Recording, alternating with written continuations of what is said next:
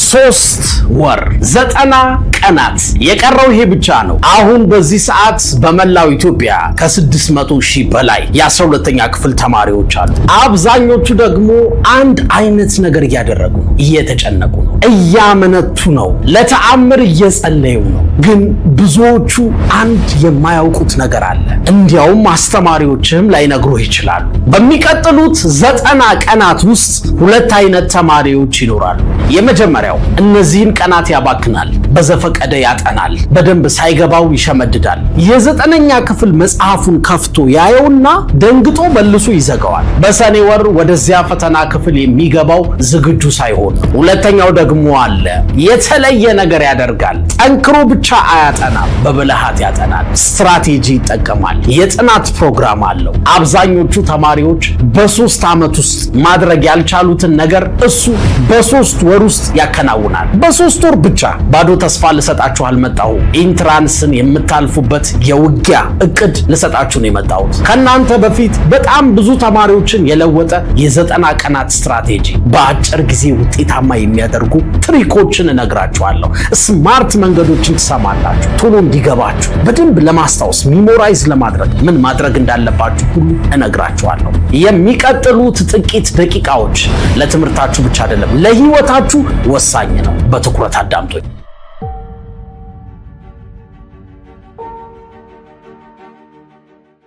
አሁን በጭንቅላታችሁ ውስጥ ምን እንደምታስቡ ልገምት። እኔ እኮ ዘግይቻለሁ፣ ከወራት በፊት መጀመር ነበረብኝ ጥናት። ሁሉም ሰው ደግሞ ከኔ ቀድሞኛል። ወላጆቼ በጣም ይጠብቁኛል። ብወድቅስ?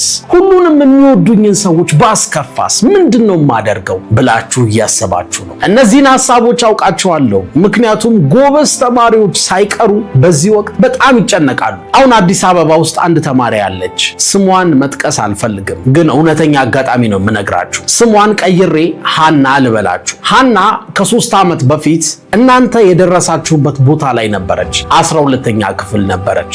ፈተናዋ ከመድረሱ በፊት 4 ወራት በፊት የመጀመሪያውን መጽሐፏን ከፍታ ማጥናት ጀመረች። የ9ኛ ክፍል ኬሚስትሪ አየችው፣ አልገባትም። መጽሐፉን ዘጋችው። ይህንን ለ3 ሳምንታት አደረገች። መክፈት፣ መደናገጥ፣ መዝጋት። አንድ ቀን እናቷ ቀላል ጥያቄ ጠየቋት። ሃና ለምን አታጠኝም? ሃና ወዲያው እንባዋ ፈሰሰ። እናቷ ትክክለኛ ጥያቄን የጠየቋት ምን እንዳስለቀሳት የነገረችኝን ግን እስከዛሬ ድረስ አረሳው። ፈተናውን ፈርቻ አይደለም ያለቀስኩት፣ ግን በኔ የሚያምኑብኝን የሚወዱኝን ሰዎች እንዳያዝኑብኝ ፈርቼ ነው ያለቀስኩት አለች። እናንተ ጋርም ፍርሃት አለ፣ ትንሽም ቢሆን ጭንቀት አለ። አሁን እንድትረዱት የምፈልገው ይሄንን ነው። ፍርሃት ለማቆም ምክንያት አይደለም፣ ፍርሃት ለመዘጋጀት ነው ትልቅ ምክንያት የሚሆነ። በሙሉ አቅም ከተዘጋጀ መፍራት ታቆማለህ። አብዛኞቹ ተማሪዎች የዩኒቨርሲቲ መግቢያ ፈተና የሚወድቁት በአንድ ምክንያት ነው፣ አንድ ብቻ። እና እንደምታስቡት አይደለም ደግሞ ምክንያቱ ጎበዝ ስላልሆኑ አይደለም። ከማውቃቸው ጎበዝ ተማሪዎች መካከል አንዳንዶቹ ወድቀዋል። ስላላጠኑ አይደለም። አንዳንድ ተማሪዎች በቀን 12 ሰዓት አይናቸው እስኪጠፋ አጥንተዋል፣ ግን ወድቀዋል። አብዛኞቹ ተማሪዎች የሚወድቁት እውነተኛ ምክንያት ይሄ ነው። ኦርጋናይዝድ በሆነ ስማርት በሆነ መንገድ ስላልተዘጋጁ፣ ስትራቴጂ የላቸውም፣ የጥናት ፕሮግራም የላቸውም፣ ግን ይለፋሉ፣ ለረጅም ሰዓት ያጠናሉ። በቀላል ምሳሌ ላስረዳችሁ። 2 ገበሬዎች አሉ እንበል። ሁለቱም በተቻለ መጠን ብዙ ምርት ለመሰብሰብ 90 ቀናት ተሰጣቸው። የመጀመሪያው ገበሬ በየቀኑ በማለዳ ይነሳል። ፀሐይ እስክትጠልቅ ድረስ ይሰራል ወጥሮ። በፀሐይ ከመድከሙ የተነሳ ላቡ ይንጠፈጠፋል፣ ግን እቅድ የለውም። በዘፈቀደ ዘር ይተክላል፣ በዘፈቀደ ውሃ ያጠጣል፣ በዘፈቀደ ያጭዳል። ሁለተኛው ገበሬ ደግሞ ጠንክሮ ይሰራል፣ ግን ከመጀመሩ በፊት መሬቱን ያጠናል፣ ይጠይቃል። የትኞቹን ሰብሎች ናቸው እዚህ መሬት ላይ በፍጥነት የሚያድጉት? የትኛው አፈር ነው ብዙ የሚያመርተው? ጉልበቴን የት ቦታ ላይ ነው ማተኮር ያለብኝ? ከ90 ቀናት በኋላ የመጀመሪያው ገበሬ ደክሞ እና ተርቦ ቀረ። ሁለተኛው ገበሬ ግን ለ1 ዓመት የሚበቃ እህል ወይም ምግብ አገኘ። ሁለቱም የተሰጣቸው ተመሳሳይ ጊዜ ነው። ጥረታቸውም ልፋታቸውም ተመሳሳይ ነው። ሁለቱም ለፍተዋል። ውጤታቸው ግን ፍጹም የተለያየ ነው። ይህ 80-20 መርህ ይባላል። ፓሬቶ ሩል። 80 የሚሆነው ውጤትህ የሚመጣው ከ20% ጥረትህ ነው። ስለዚህ ስለ ጣርክ ብቻ አይደለም፣ ጠንክረህ ስላጠናህ ብቻ አይደለም። ስማርት መንገድ ያስፈልግሃል። ጥያቄው በትክክለኛው 20% ላይ እያተኮርክ ነው ወይ? አብዛኞቹ ተማሪዎች ሁሉንም የትምህርት አይነቶች በእኩልነት ያያሉ። ሁሉንም ቻፕተሮች በእኩልነት ያጠናሉ። ያ ጥፋት ነው። በእያንዳንዱ የትምህርት አይነት ውስጥ ብዙ ጥያቄ የሚወጣባቸው አሉ፣ የማይወጣባቸውም አሉ። በየዓመቱ የማይቀሩ ጥያቄዎች አሉ። እነሱን ጠንቅቆ ማወቅ ብዙ ጥያቄ ለመመለስ ይረዳል። ጊዜህን በጣም ያሳጥርልሃል። ብልህ ተማሪዎች ሁሉንም ነገር አጥንተው ለመጨረስ አይሞክሩም። እንደዛ ላድርግ ብትልም ከባድ ነው፣ በቂ ጊዜም የለህም። ብልህ ተማሪዎች ወሳኞቹ ቁልፍ ነገሮች ላይ ያተኩራሉ። ሁልጊዜ ስትራቴጂ ከጥረት ይበልጣል። ይህንን ሐሳብ ጻፉት፣ መቼም እንዳትረሱት። በቀሪው ህይወታችሁ አስታውሱ። ሁልጊዜ ስትራቴጂ ከጥረት ይበልጣል። ለትምህርት ብቻ አይደለም፣ ለነገ ህይወትህ፣ ለስራ፣ ለቢዝነስ ይጠቅማችኋል። ይሄ ሐሳብ ላቡን አንጠፍጥፎ የሚሰራው የቀን ሰራተኛ ጠንክሮ ይሰራል፣ ገቢው ግን ትንሽ ነው። ፕሮጀክቱን ዲዛይን ያደረገው ኮንትራክተር ግን እንደ ቀን ሰራተኛው ሳይለፋ ላብ ሳያወጣ ግን ትልቁን ገቢ ያገኛል። ለምንድን ነው? ስትራቴጂ ከጥረት ስለሚበልጥ ነው። በትምህርትም ስማርት በሆነ መንገድ የሚዘጋጅ ዝም ብሎ ከሚያጠናው ተማሪ ይበልጣል። ስለዚህ ስለ ስትራቴጂ ላውራችሁ፣ እንዴት ማጥናት እንዳለባችሁ፣ አይምሯችሁ እንዴት ቶሎ እንደሚገባው፣ ከዛ የገባውን ለረጅም ጊዜ እንዴት እንደሚያስታውስ 3 ወሳኝ ፕሪንሲፕሎችን አሳጥሬ ልንገራችሁ። በጣም መሰረታዊ ናቸው። አንደኛ፣ የመጀመሪያው ፕሪንሲፕል ንቁ የማስታወስ ዘዴ ወይም አክቲቭ ሪኮል ይባላል። አይምሯችን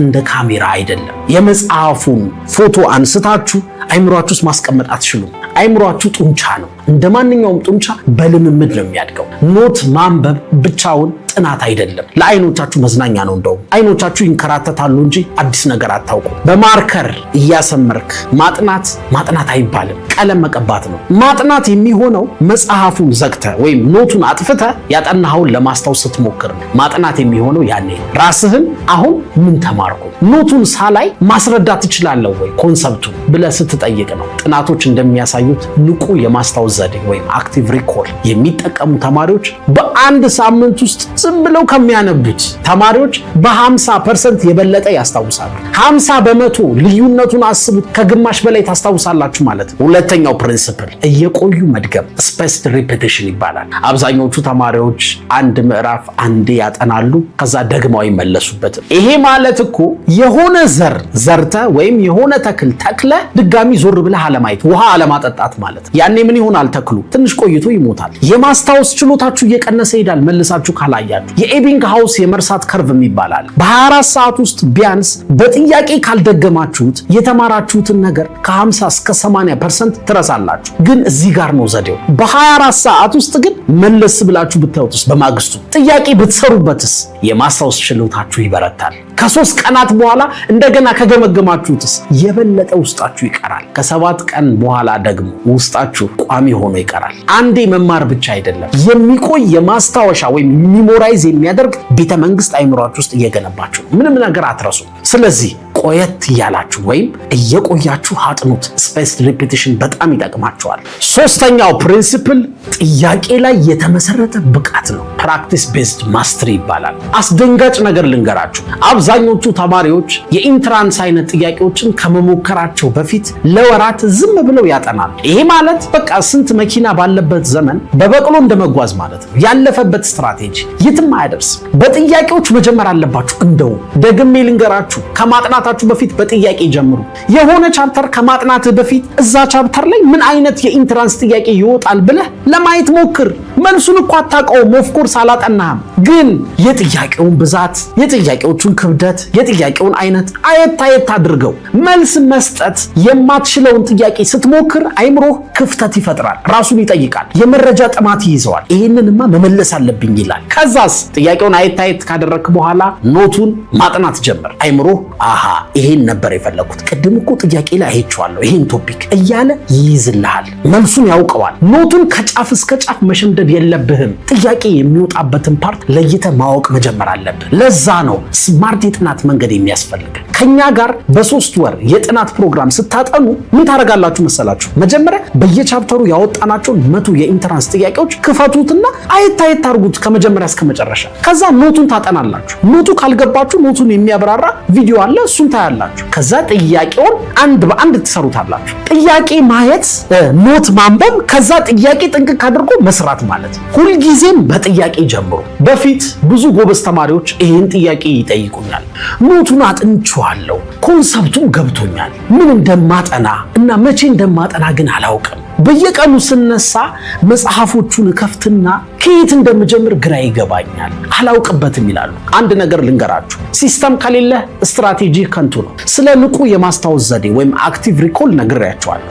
ቆይታችሁ ደግሞ መድገም እንዳለባችሁ ስፔስ ሪፒቲሽን አውርተናል። ጥያቄን መስራት እንዳለባችሁ ተነጋግረናል አይደል? ግን በየቀኑ ምን ማድረግ እንዳለብህ በትክክል የሚነግርህ እቅድ ከሌለ ሁሉ ነገር ይወሳሰብብሃል። የጥናት ፕላን ያስፈልጋል። ለኢንተራንስ ግን ከልብ እየተዘጋጀው ነው ብለህ ግራ ትጋባለህ።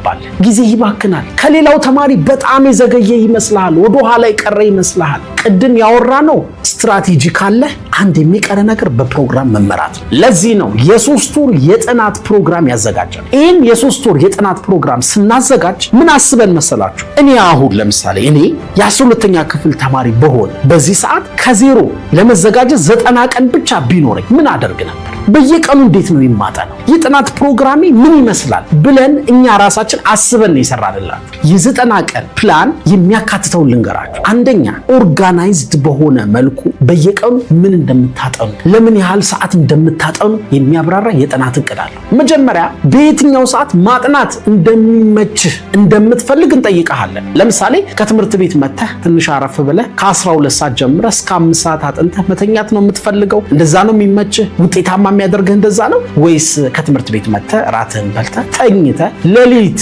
ተነስተህ እስከ ጠዋት ማንጋት እስከ ጠዋት ማጥናት ነው የሚመችህ ብለን እንጠይቀሃለን። 3 አይነት የአጠናን መንገድ እናስመርጣለን። ከራስህ ጸባይ ተነስተህ ውጤታማ የሚያደርግህ። ከዛ እሱን ከመረጥክ በኋላ በየቀኑ ምን እንደምታጠና፣ ስንት ሰዓት እንደሚፈጅብን እነግርሃለን። ግልጽ የሆነ ትዕዛዝ ነው የምንሰጥህ። ቀን 1 ሰኞ ይሄንን አድርግ፣ ቀን 2 ማክሰኞ ይሄንን አድርግ። እያንዳንዱን ቀን በትክክል ቅርጽ አስይዘን በፕሮግራም እንመራሃለን። ሁለተኛ የምታገኘው ነገር እያንዳንዱን ቻፕተሮች ከ9 እስከ 12 ያሉትን ይዘቶቹን ወይም ኮንተንቶቹን አያይዘን ተመሳሳይ ምዕራፎችን አንድ ላይ ሰብስበናቸዋል። ተመሳሳይ ርዕስ ያለውን ቻፕተር በ4 የተለያዩ መጽሐፎች 4 ጊዜ ለምን ታጠናለህ? በአንዴ ሰብሰብ አድርገን ማጥናት እንችላለን እኮ። እንዲህ ካደረግን ቶሎ እንጨርሳለን፣ ብዙ ነገር በአንዴ ይገባናል። በዛ መንገድ እናጠናለን። ሶስተኛ ደግሞ ለእያንዳንዱ ኖት በደንብ አድርጎ የሚያብራራ ቪዲዮ አለ። አንዳንድ ነገሮችን ባይዘው ማንበብ ብቻ ሳይሆን ማየት አለብህ። አንዳንዱ ትምህርት ኖቱን አንብበኸው ላትረዳው ትችላለህ፣ ወይም ለመረዳት ጊዜ ሊፈጅብህ ይችላል። ስለዚህ በደንብ እናስረዳሃለን በቪዲዮ ማለት ነው። አራተኛ የጥናት ፕሮግራሙ ምን ይዟል መሰለህ? ይሄ በጣም ወሳኝ ነው። በየቻፕተሩ 100 የብሔራዊ ፈተና ጥያቄዎችን ይዟል። የመጽሐፍ ጥያቄዎች አይደሉም፣ የኢንትራንስ ፈተና ጥያቄዎች ናቸው። በሰኔ ወር ገብተህ የምትፈተነው ፈተና ቀድመን እናለማምድሃለን ማለት ነው። 5ኛና የመጨረሻው የጥናት ፕሮግራሙ ላይ ሾርት ኖትና 4 ሞዴል ፈተናዎችን እንሰጣለን። ከ9 እስከ 12 ያለውን ከዜሮ ጀምረን በ2 ወር አጥንተን እንደጨረስን በየሳምንቱ ቅዳሜና እሁድ ሞዴል ፈተና ይኖረናል። ከሰኞ እስከ አርብ ደግሞ የኢንትራንስ ጥያቄውን ወደ ኖት ቀይረ ነው በሾርት ኖት መልክ ታጠናዋለህ ማለት ነው፣ እንሰጣችኋለን። የረሳችሁትን በሙሉ ታስታውሳላችሁ። በብዙ የፈተና ጥያቄዎች ስለምናዘጋጃችሁ ኢንትራንስን መፍራት ታቆማላችሁ። በእኛ ሲስተም ብትጠቀሙ ወይም የራሳችሁን ፕሮግራም ብታወጡ አንድ ነገር ግን ማወቅ አለባችሁ። በቃ የጥናት እቅድ ወይም ፕሮግራም በጣም ያስፈልጋችኋል። በህይወታችሁ ውስጥ እጅግ በጣም አስፈላጊ የሆነውን ፈተና እንዲሁ በዘፈቀደ አጥንታችሁ ማለፍ አትችሉ። ይህንን እወቁ። አሁን በጣም ወሳኝ የሆኑ 2 ነገሮችን ነግሬያችሁ ልጨርስ። ይሄ በቃ ምርጥ ውጤት ታመጣላችሁ ወይም አታመጡም የሚለውን የሚወስን ነገር ነው። በጣም አስፈላጊ ነው። አብዛኞቹ ተማሪዎች ደግሞ ችላ ይሉታል። አንደኛ የመጨረሻዎቹ 30 ቀናት ልዩነት ፈጣሪ ናቸው። ይሄንን ወቅ ብዙ ተማሪዎች እስከ መጨረሻው ቀን ያጠናሉ። ከዛም ፈተና ክፍል ሲገቡ ሰርፕራይዝ ይሆናሉ። በመጨረሻዎቹ 30 ቀናት ውስጥ በየቀኑ ቢያንስ 1 ሙሉ ፈተና መፈተን አለባችሁ። በቃ ፈተና ክፍል እንዳላችሁ አስባችሁ በየቀኑ ማለት ሰዓት መድባችሁ የ3 ሰዓት ፈተና ከሆነ 3 ሰዓት ትመድቡና ስልክ ታጠፋላችሁ። በየመሃሉ እረፍት ማድረግ የለም። ምክንያቱም ኢንትራንስ ፈተና ላይ መሃል ላይ እረፍት ማድረግ አይቻልም። ስለዚህ ቀደም ብላችሁ ትለማመዳላችሁ። ለምንድን ነው ካላችሁኝ ምክንያቱም ብሔራዊ ፈተና የእውቀት መለኪያ ብቻ አይደለም። ይህንን ወቁ። የጽናት መለኪያ፣ የትኩረት መለኪያ። ሰዓቱ እየሄደ እየሮጠብህ አንተ ግን ሐሳብ ሳይበተን በትኩረት እስከ መጨረሻው ትሰራለህ አትሰራም የሚለው ራሱ በጣም ወሳኝ ነው። ውጤትን ይወስናል። 3 ሰዓት ሙሉ ቁጭ ብላችሁ አስቸጋሪ ጥያቄዎችን መልሳችሁ የማታውቁ ከሆነ አይምሯችሁ በአንድ ሰዓት ውስጥ ይዳከማል። ከዛስ ከ1 ሰዓት ተኩል ከ2 ሰዓት በኋላ ይሰለቻችኋል። በደንብ ሳታነቡ ጥያቄ መመለስ ትጀምራላችሁ። ቀላሉን ጥያቄ ሁሉ ትስቱታላችሁ። ስለ መሮጥ አንብባችሁ ብቻ ሯጭ አትሆኑ። ልንገራችሁ፣ በተግባር የግድ መሮጥ አለባችሁ፣ መለማመድ አለባችሁ። ጎበዝ ሯጭ ትሆናላችሁ። በማንበብና አልፎ አልፎ ጥያቄ በመስራት ምርጥ ውጤት አታመጡም። ልንገራችሁ፣ ፈተና ክፍል እንደገባችሁ ቁጥራችሁ በየቀኑ ማለት 1 ወር ሲቀረው ማለት ነው፣ በየቀኑ ቢያንስ 1 ፈተና ትለማመዳላችሁ። ኦፍ ኮርስ እኛም እኮ ቅዳሜና እሁድ ሞዴል እንፈትናችኋለን። በዛ መንገድ ሰዓት እንሰጣችኋለን። መፈተናችሁ ግዴታ ነው። በተጨማሪ ግን በሌሎችም ቀናት ከሰኞ እስከ ዓርብ ባሉት የተለያዩ ዓመት የኢንትራንስ ጥያቄዎችን ሰዓት መድባችሁ መፈተን አለባችሁ። ሁለተኛና የመጨረሻው ከዚህ በኋላ ከባድ የአይምሮ ጦርነት ይገጥማችኋል። በሚቀጥሉት 90 ቀናት ውስጥ ማቆም ልትፈልጉ ትችላላችሁ። ተስፋ ልትቆርጡ ትችላላችሁ። ኖቱን ስታዩት ወይ ብዙ ነው የቀረኝ፣ በጣም ወደ ኋላ ቀርቻለሁ፣ እኔ እወድቃለሁ ልትሉ ትችላላችሁ። ጓደኞቻችሁ ደግሞ ሲዝናኑ ሲደሰቱ ፈታ ብለው ጥያቄ ሲሰሩ ታዩና ወይኔ እኔ ገና ላጠና ነው፣ እነሱ ጨርሰዋል፣ ጥያቄ እየሰሩ ነው፣ ተበላው ትላላችሁ። ይሄ ያጋጥማል፣ የተለመደ ነው። እኔን ገጥሞኝ ያውቃል። ይሄ ግን ድክመት አይደለም፣ ይሄ ሰውኛ ነው፣ ችግር የለውም። ግን እንድትረዱት የምፈልገው ነገር በጭንቅላታችሁ ውስጥ ውሸታም አለ። ያ ውሸታም እንዲህ ይላችኋል፣ እስከ ዛሬ የት ነበርክ? ምን ስታረግ ነበር? ዘግይተሃል፣ ሁሉም ሰው ካንተ ይሻላል፣ አትልፋ፣ ተስፋ ቁረጥ፣ ትወድቃለህ ይልሃል። ኒውሮሳይንስ ይህንን አሉታዊ አድሎ ወይም ኔጌቲቪቲ ባያዝ ይለዋል። አይምሯችሁ ድክመታችሁን ብቻ እየነገረ የበታችነት እንዲሰማችሁ ያደርጋችኋል። የማቆም ሐሳብ ሲመጣላችሁ ይህንን አስታውሱ። አይምሯችሁ የሚነግራችሁ እውነት አይደለም። አይምሯችሁ ሰነፍ ሊያደርጋችሁ፣ አይምሯችሁ ምቾትን ይፈልጋል፣ ጉልበት መቆጠብ ይፈልጋል። አሁንን እንጂ ለወደፊት ህይወታችሁ አይጨነቅም። እሱን ማሸነፍ አለባችሁ። እንዴት እንደምታሸንፉ ደግሞ ልንገራችሁ አንድ ዘዴ። 10-10-10 ህግ ይባላል። ልክ ማቆም ስትፈልጉ ተስፋ ልትቆርጡ ስትሉ ራሳችሁን 3 ጥያቄዎች ጠይቁት። የመጀመሪያው ጥያቄ አሁን ካጠናው ከ10 ደቂቃ በኋላ ምን ይሰማኛል? ምንም ልትሉ ትችላላችሁ። ቀጥሉ። አሁን ካጠናው ከ10 ሰዓት በኋላ ምን ይሰማኛል? አሁንም ምንም ልትሉ ትችላላችሁ። አሁን ካጠናው ከ10 ወር በኋላ ውጤቴን ስመለከት ምን ይሰማኛል? ከዛ የሚሰማችሁን ታውቁታላችሁ። ተቃራኒውን ደግሞ ራሳችሁን ጠይቁት። አሁን ጥናቱን ብተወው ከ10 ደቂቃ በኋላ ምን ይሰማኛል? ምንም። ከ10 ሰዓት በኋላ ምን ይሰማኛል? ምንም። ከ10 ወር በኋላ ምን ይሰማኛል? አሁን መልሱን ታውቁታላችሁ። አሁን ብታቆም ለጊዜው እፎይታ ይሰማሃል። በኋላ ግን ዘላቂ ጸጸት፣ የረጅም ዘመን ጸጸት፣ ቁጭት፣ ወይኔ በቀረኝ ጊዜ ባጠና ኖሮ አልፍ ነበር እኮ የሚል የረጅም ጊዜ ቁጭት፣ ጸጸት ይሰማሃል። ለጊዜያዊ ስሜት ብዬ ህይወቴን ዝቅ የሚያደርግ ነገር አላደርግም፣ አላቆምም፣ እታገላለሁ በል። ምርጫው ያንተ ነው። 2 ፊውቸር አለ። የመጀመሪያው ፊውቸር 1 ማለት ነው። ይህንን ቪዲዮ ትመለከታለህ፣ ለ1 ሰዓት ያህል ትነቃቃለህ። ልክ ነው። በቃ ተነሳሽነት ይሰማሃል። ልክ ነው። በቃ እውነቱን እኮ ነው። የማጠናበት ስትራቴጂ ያስፈልገኛል፣ የጥናት ፕሮግራምም ያስፈልገኛል ትላለህ ለራስህ። ከዛ ግን ትረሳዋለህ። ነገ በማግስቱ ሁሌ እንደምታጠናው ማጥናትህን ትቀጥላለህ። በዘፈቀደ ማለት ነው። በስንፍናህ ትቀጥላለህ። ደካማ የሆንክባቸውን የትምህርት አይነቶችን ትተዋቸዋለህ። አስቸጋሪ ቻፕተሮችን መዝለል ትጀምራለህ። ቀናት ወደ ሳምንታት ይለወጣሉ። ሳምንታት ወደ ወራት ያድጋሉ። በድንገት የፈተናው ዋዜማ ይደርሳል። እየተደናገጥክ ነው፣ እየተቻኮልክ ነው፣ እየጸለይክ ነው። ወደ ፈተና ክፍል ትገባለህ እና አይምሮ ባዶ ይሆናል። ጥያቄዎቹን የምታውቃቸው ይመስልሃል፣ መልሶቹን ግን ማስታወስ አትችልም። አልተዘጋጀህማ።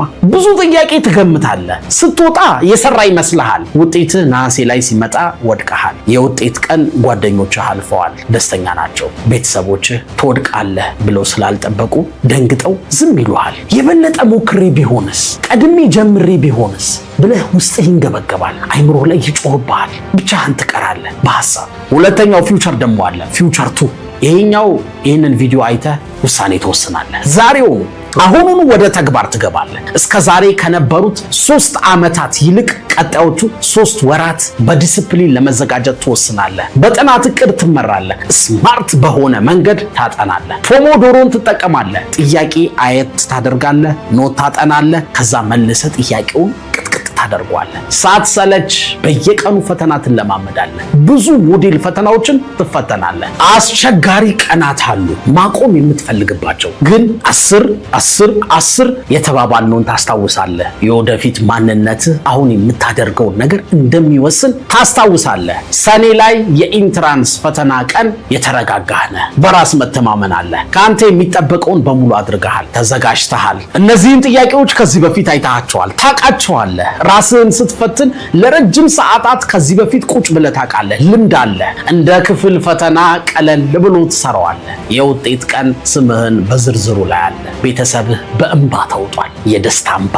ውጤትህን ይዘህ አንድ ነገር ትገነዘባለህ። ይሄ ውጤት የኔን ፊውቸር በሙሉ ይለውጣል። ዩኒቨርሲቲ፣ ስራ፣ ህይወት፣ ሁሉም በ90 ቀን ምክንያት። ሁለት የወደፊት ህይወቶች፣ አንድ አይነት የመነሻ ነጥብ፣ ዛሬ አንድ አይነት 90 ቀናት። ብቸኛው ልዩነት ፈጣሪ ነገር ከአሁን በኋላ የምታደርገው ውሳኔ ነው። ስለዚህ ወስን፣ አታመንታ፣ ዛሬ ጀምር። ይህን ቪዲዮ ዘግይቼ ካየሁትስ ካልከኝ በቃ ዘግይተን ቢሆን ጀምር። የሚቀጥሉት 90 ቀናት የሚቀጥሉትን 30 ዓመታት ይወስናሉ። እውነቴን ነው የምነግርህ። ከኛ ጋር 3ቱን ወር በፕሮግራም ጥንቅቅ አድርገህ መዘጋጀትና በምርጥ ውጤት ማለፍ ከፈለግ ፊውቸር ኤክስ አፕሊኬሽን ስልክ ላይ ጫን። ከዛ ገና እንደከፈትከው ፊት ለፊት አሁን እንዴት ልጀምር የሚለውን ምልክት ንካው። እዛ ላይ የሚልህን በሙሉ አድርገህ ወዲያውኑ ጀምር። ከኛም ጋር ካላጠና በራስህ ግን ፕሮግራም አውጣ። ስትራቴጂ ያስፈልጋል። በምርጥ ውጤት እንደምታልፉ አምናለሁ። እስከ መጨረሻው ስለቆያችሁ ስለተከታተላችሁኝ በጣም አድርጌ አመሰግናለሁ። በጥናት ፕሮግራማችን በፊውቸር ኤክስ እንገናኝ።